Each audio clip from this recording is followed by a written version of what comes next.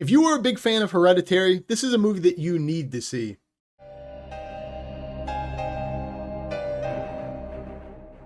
So The Dark and the Wicked is another movie by Bryan Bertino, and he was the guy who directed and was behind the camera for the original Strangers, a movie I am very fond of. And contrary to The Strangers being a very realistic home invasion movie, this movie's a little bit more paranormal. It deals with an evil entity that's, taking over this family that's struck with grief. I am not really fanatical about religious horror like paranormal movies.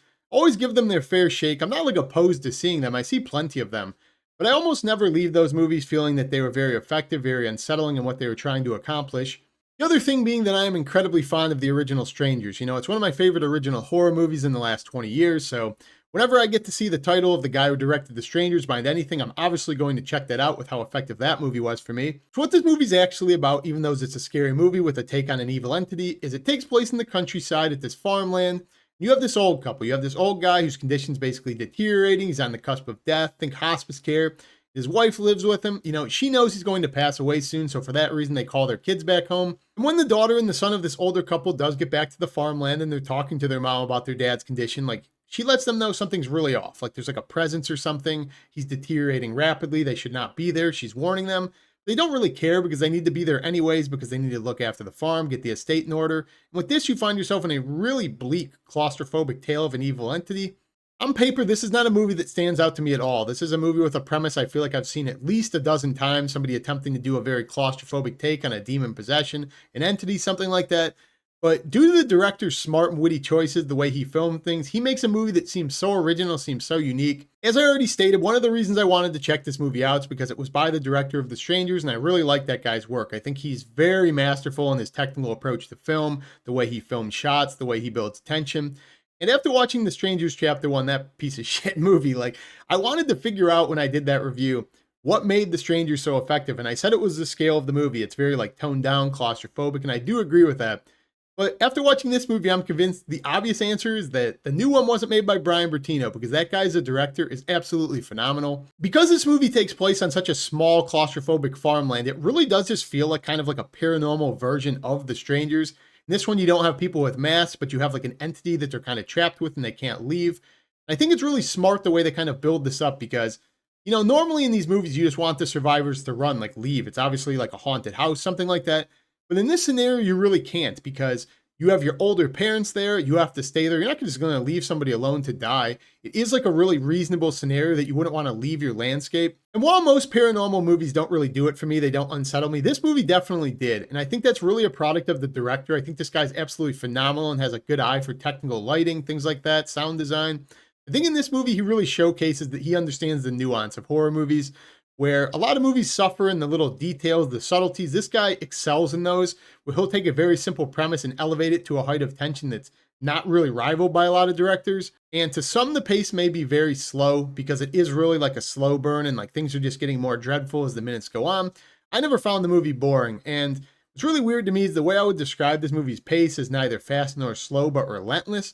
Is where this movie excels is just a building dread that essentially never lets up. It's like in a balloon that the air is never let out of. The majority of this movie is a slow burn in nature where you kind of have things getting more dreadful as the days go on. It takes place in a calendar format where it goes Monday, Tuesday, Wednesday, and it's kind of showing you exponentially as things are increasing in creepiness. Not too far into the movie, the siblings find their mother's diary where she's talking about all the creepy occurrences they found, a little exposition dump we've seen, a dozen times, I already said.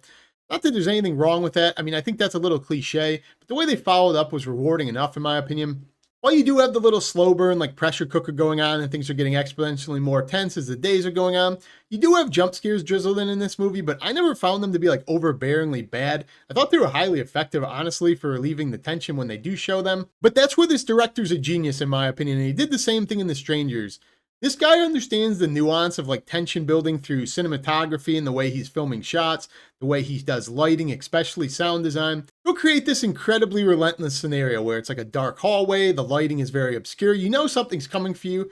He basically is fucking with you because he knows at any given time he can hit you with a jump scare, he can throw something at you to relieve that tension, and that's what the viewer wants because when they're in that suspenseful moment, they want you to kind of hit them with the big reveal so that they can go, oh, okay, that's what it was. This guy refuses to do that. He did that in The Strangers. He does that in this movie, where he creates an incredibly tense scenario and he just never lets the air out of the balloon.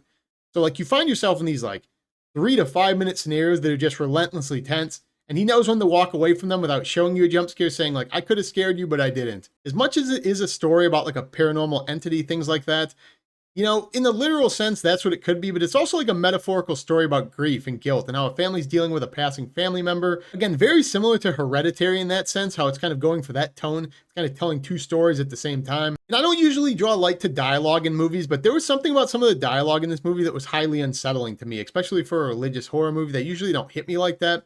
There's a line by a priest in this movie that was highly unsettling to me because you have this thing going on with the family where they're kind of being suffocated by this entity. They're saying like they don't really even believe in religion. What's going on? How do we get some relief from this thing? And the priest has a really unsettling line and he says, "You really think it matters if you believe? Like, do you think that prevents any of this? Do you think a wolf cares if you believe it's a wolf when you're alone with it?"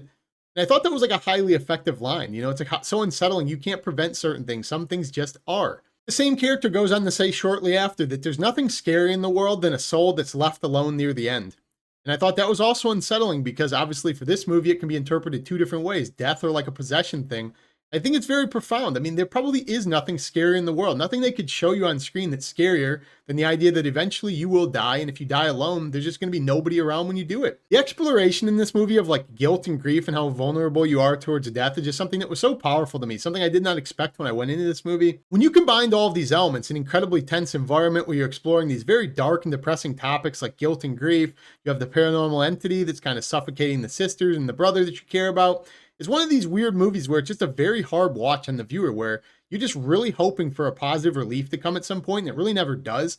It's very comparable to like Speak No Evil, where you sit and you watch this movie and it just feels like existentially dreadful. Like it's just getting worse by the minute. There's really no relief coming. When you watch that movie, it feels the same way. You're just like, come on, man, give me a nugget of positivity. This movie's really bleak in that regard, doesn't really have it. I found this movie to be seriously creepy and unsettling for the most part, and I'm not somebody who says that about a lot of movies. There's some scenes in particular that really stood out the way they were filmed. Like there's a scene where the mom is cutting something on a cutting board. I think she's cutting carrots, and there's something behind her. And the way it's filmed, it's like from the neck up, so you only see her face. You can't see what she's cutting or what's behind her. There's a lot of like creative choices like that that elevate scenes. You also have a scene or two in this movie where you'll have like a character smiling in like a very dimly lit room, maybe like behind another character, sort of like The Strangers, where the baghead guy is standing in the kitchen and they don't really bring light to the fact he's just kind of there in the background. This movie does this a handful of times too, where they'll have somebody like smiling off in the distance in the background, something you're not really brought to light of. They don't really showcase it.